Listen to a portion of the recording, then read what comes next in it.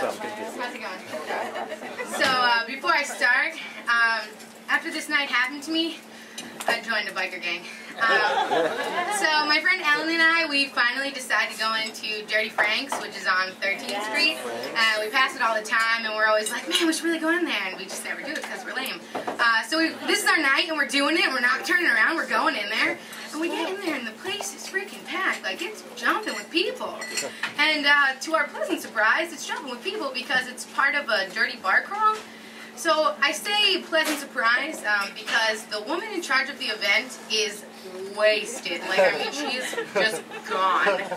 And she's also the woman that is dancing by herself on the bar.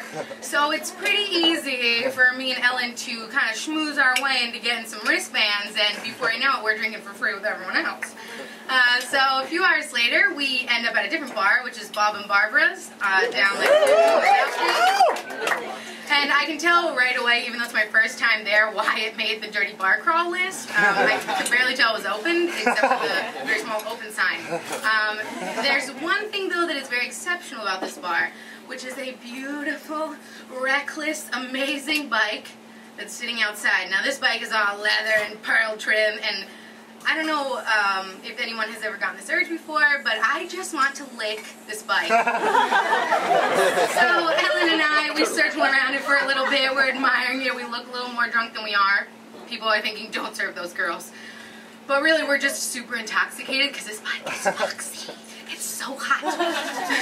So, as hard as it is to do, we leave it and go inside, and Bob and Barbara's is dimly lit, you know, it's definitely dirty, and there's PBR ads all over the place.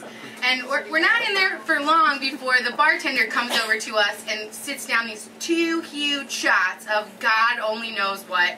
And even though Ellen and I are staring at him with like that slack jaw, like we look like fish faces, like we have no idea what you're doing over here, he doesn't say anything. He just grunts at us and like nods in the direction of this dude who's sitting a few seats away from me.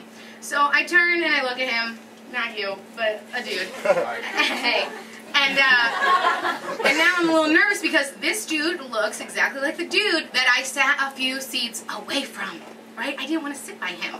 And I'm thinking maybe I should say thank you as I look at him, and then I look down at my shot, and then I'm looking back at him again, but before I know it, he's like standing right next to me, and now I'm a little nervous because this dude is covered, like his arms and part of his neck, in tattoos.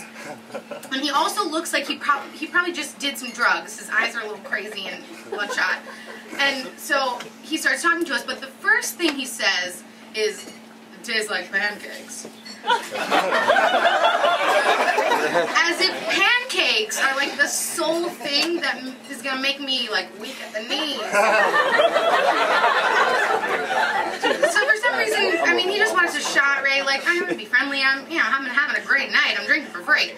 So we start talking to him, and we find out that his name is Ryan, and he's 29. He's a Sixers fan because he's wearing a Sixers jersey, apparently. And he also tells us that he lives in Philly, and he sometimes works construction. More importantly, though, he heard us earlier talking about his bike outside. His bike, right? Ding, ding, ding, ding, ding. Ryan, you are the winner, right? You don't need to send me pancake shots. All you have to say is that you have a motorcycle. And suddenly, you're no longer that creepy thug-looking guy over there who's doing a really terrible job of hitting on me and my friend. So now you look more like Fabio in a leather vest. And if the fact that he didn't have a motorcycle, you know, doesn't get your wheels a-turning, he also is a part of an outlawed motorcycle gang in Philadelphia. He's been to jail twice, and he has a gun on him. But that doesn't stop me from saying hell fucking yes when he says, "Do you want to ride on my bike?" So naturally I volunteer to go first. Yes, pick me. And as we're speeding off into the streets of Philadelphia, I realize I know 2 things. One, I watch a lot of Gangland, and outlawed motorcycle gangs are not typically friendly to women. 2, there's definitely something between us, and I'm pretty sure it is a gun. So now is the time to get panicky, right? Like, I have no idea where we're going. We may never go back to that bar. And Ellen is going to have to explain to my parents that I willingly went with a criminal biker and never returned.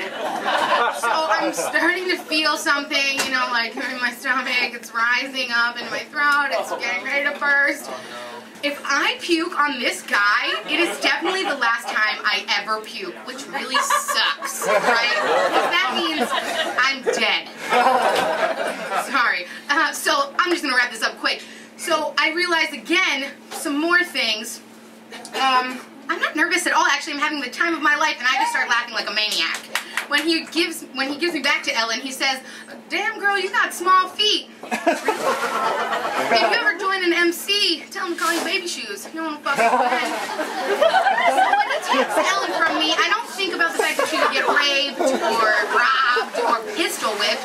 I think about the fact that my new biker name is Baby Shoes. Right? I'm like that guy at the bar whose name is Tiny, even though he weighs like 500 pounds. And you don't mess with him because he's going to break your neck. So that's me. I'm that guy. I'll break your neck.